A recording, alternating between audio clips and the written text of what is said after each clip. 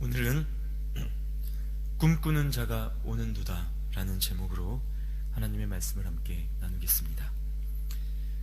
우리는 어제의 말씀을 통해서 야곱으로부터 편애를 받았던 요셉과 그 사이에서 마음 상하고 또 상처 입은 형들의 이야기를 보았습니다.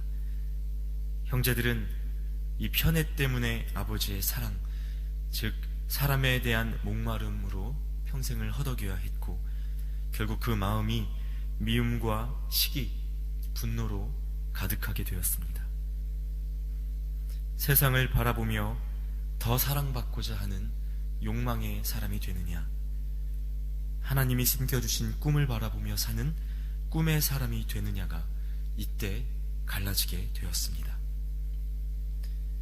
여러분, 세상 속에는 이렇게 정해진 파일을 두고 서로 더 먹으려고 물어뜯는 전쟁이 가득합니다. 누가 더 갖고 있는지, 나는 뭐가 모자란지 계속해서 서로를 비교합니다. 그리고 그 사이에서 각자가 스스로 주인 되고자 합니다. 그래야 더 많이 얻을 수 있기 때문입니다. 수많은 연예인들이 인기 정상 가도를 달리다가 그 인기가 식고 나면 심한 우울증과 자살 충동에 시달린다고 합니다.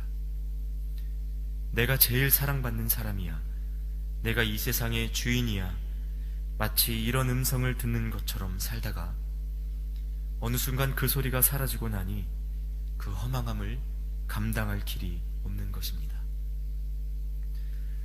이렇게 스스로가 주인 되고자 하는 인간의 욕망이 어디에서 절정에 달했는가?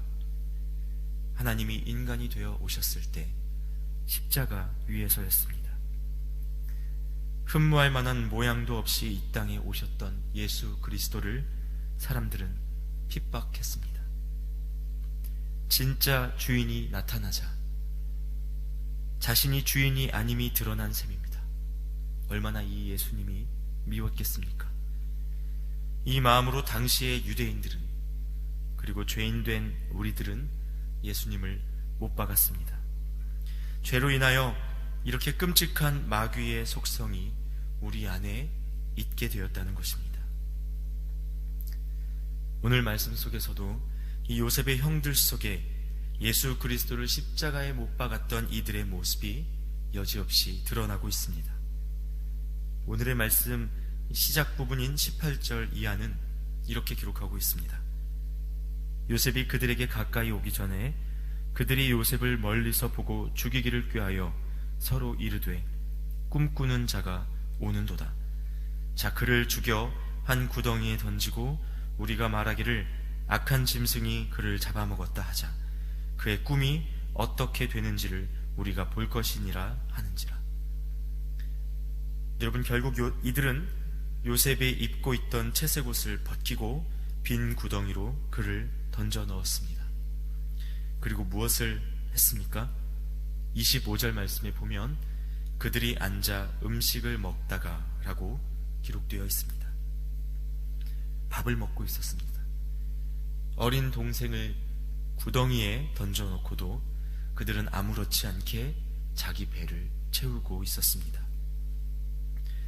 하나님께 어떤 사랑을 받고 있는지 눈이 다치고 마음이 다치니까 먹어도 배가 고픕니다.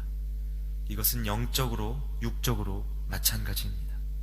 그 무엇으로도 그들의 빈 마음을 채울 수가 없었을 것입니다. 생각만 해도 안타까운 장면이 아닐 수 없습니다. 이들은 점점 돌아올 수 없는 길로 가고 있었습니다.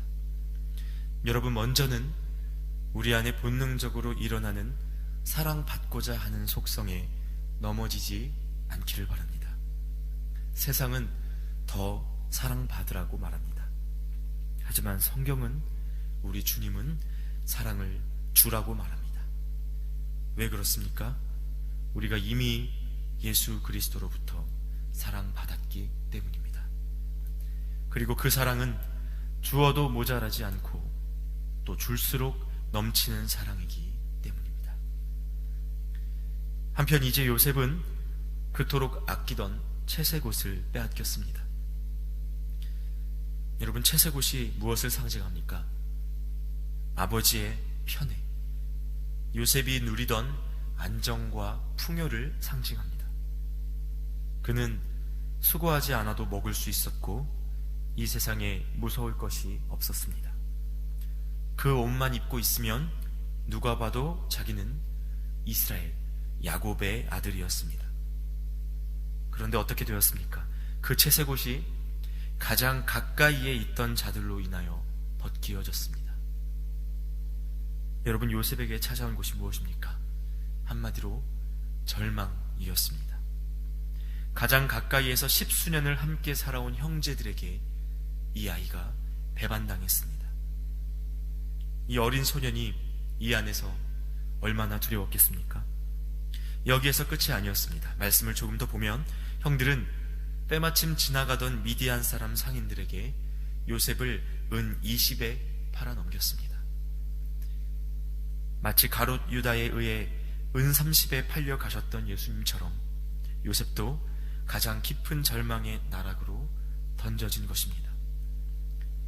아버지의 사랑을 독차지하며 하나님이 주신 꿈을 이제 막 꾸기 시작했던 꿈의 사람 요셉은 팔리는 신세가 되었습니다.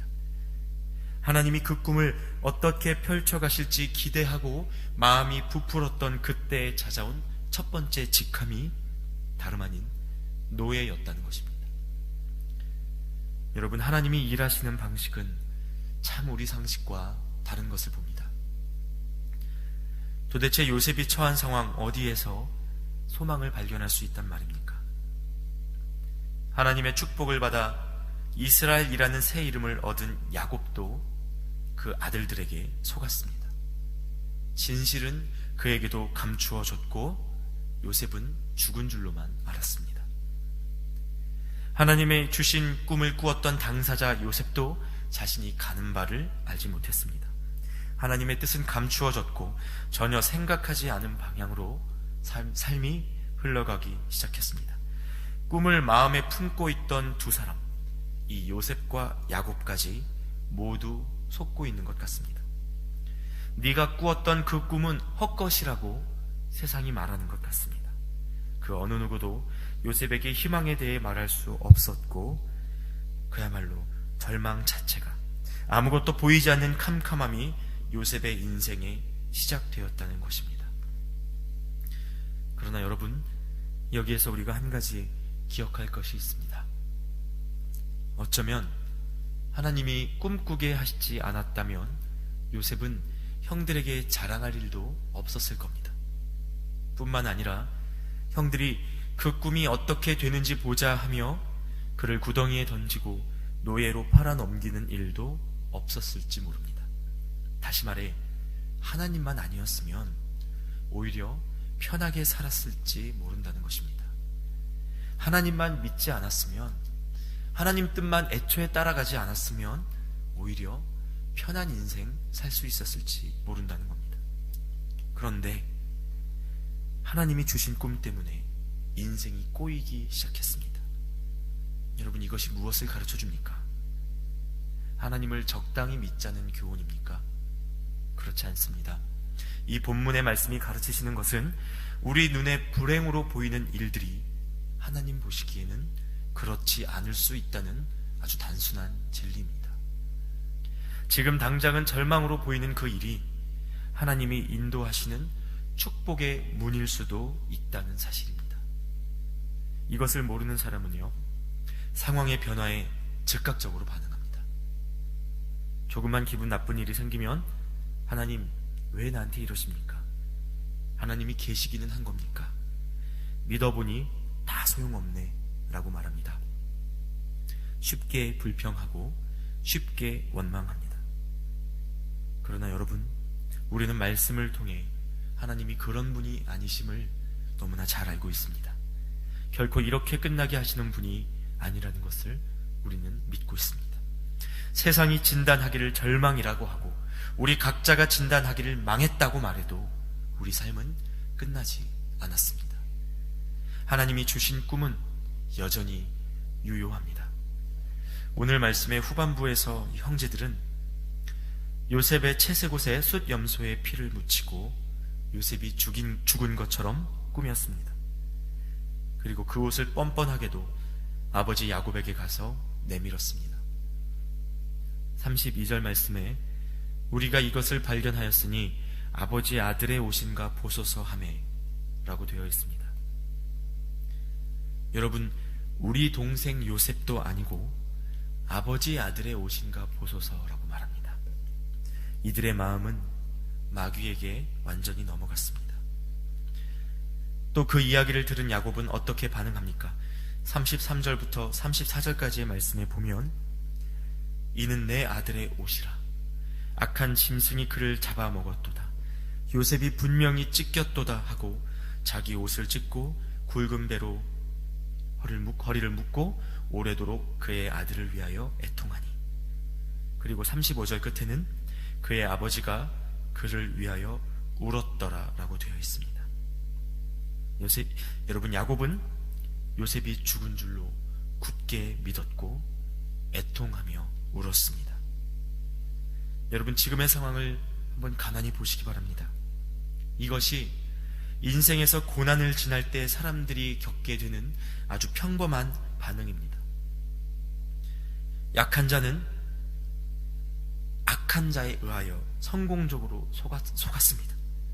나를 사랑하던 자들은 주변에서 울고 있고 이제 내 신분은 노예가 된 것입니다. 하나님은 아무런 응답도 아무런 액션도 없으신 것 같습니다. 어떻습니까? 이 상황을 보면 악이 완전히 이긴 것 같이 보입니다. 여러분, 이것이 지금의 세상의 모습이라는 것입니다. 그러나 다행인 것은 말씀이 여기에서 끝나지 않는다는 것입니다. 36절의 말씀을 보겠습니다. 그 미디안 사람들은 그를 애굽에서 바로의 신하 친위대장 보디발에게 팔았더라. 여러분, 팔려가는 마당에 누구에게 팔려가는지가 왜 중요합니까? 하나님께서 굳이 오늘의 이 말씀의 마지막에 이 한 말씀을 덧붙이신 이유가 무엇입니까? 하나님께서 요셉의 인생을 여기에서 포기하지 않으셨기 때문입니다. 여러분, 이 말씀은 마치 우리에게 조금만 더 기다려봐 라고 말씀하시는 것 같습니다. 그 결말이 무엇인지 지금은 보이지 않지만 분명한 것은 하나님이 써가실 다음 이야기가 있다는 것입니다. 여러분, 그러므로 상황을 바라보며 포기하지 마십시오. 내 마음에 드는 감정과 내 마음에 드는 상황의 판단으로 믿음을 잃지 마시기 바랍니다. 악이 이긴 것 같고 나는 소망을 잃은 듯해도 하나님은 여전히 일하고 계십니다. 그리고 믿음으로 그때를 기다리는 자에게 하나님은 예비하신 소망을 보게 하실 것입니다. 그것을 바라보며 오늘 하루도 승리하는 여러분 되시기를 간절히 기도합니다. 함께 기도하겠습니다. 하나님, 감사합니다. 오늘 말씀을 통해 세상이 절망이라 말하고 우리 눈에 아무 희망이 보이지 않는 그때에도 하나님의 역사가 끝나지 않았음을 보게 하여 주시니 감사합니다. 세상은 각자의 욕망을 앞세워 그들이 이긴 듯 소리치지만 그러나 하나님이 예비하신 역전의 때가 있음을 우리가 끝까지 믿고 걷게 하여 주시옵소서. 하나님이 이끌어 가시는 인생임을 환난 중에도 고백하게 하여 주시옵소서. 예수님의 이름으로 기도드리옵나이다.